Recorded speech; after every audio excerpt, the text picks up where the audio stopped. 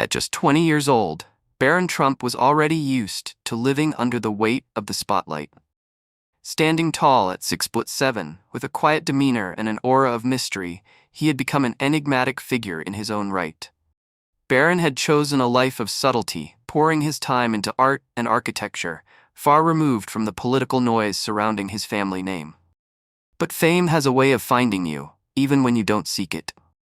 On a crisp spring evening, Barron attended a charity gala in Manhattan. It wasn't his usual scene, but the event was important to his mother, and he agreed to represent the family. The grand hall was filled with Manhattan's elite, entrepreneurs, socialites, and celebrities. Among them was Alina Marquez, a 23-year-old model whose face graced billboards and magazine covers worldwide.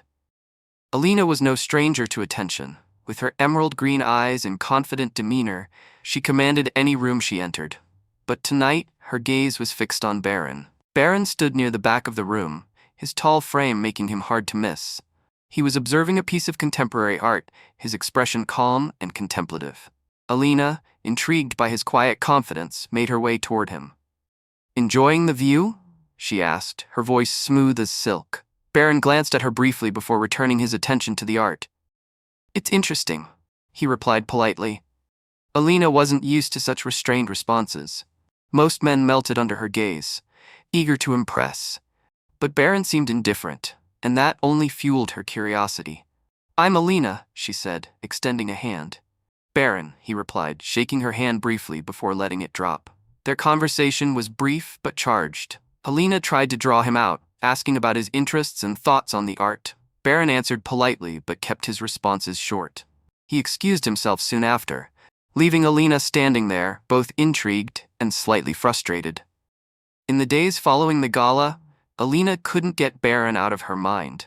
She was used to adoration, but his aloofness had unsettled her. She began searching for opportunities to cross paths with him again.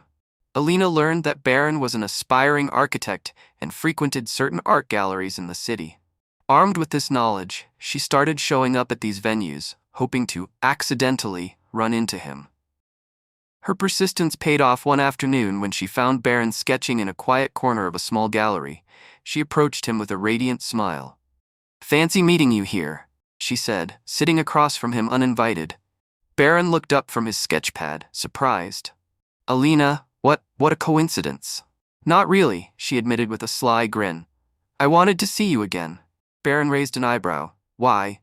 "Because you're different," she said, leaning forward. "Most people chase the spotlight. You seem to avoid it. I find that refreshing." Barron closed his sketchpad and gave her his full attention.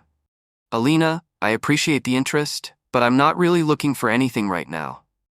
Her smile faltered but quickly returned. "Who said I'm looking for something? I just want to get to know you." Over the next few weeks, Alina's pursuit of Barron became relentless.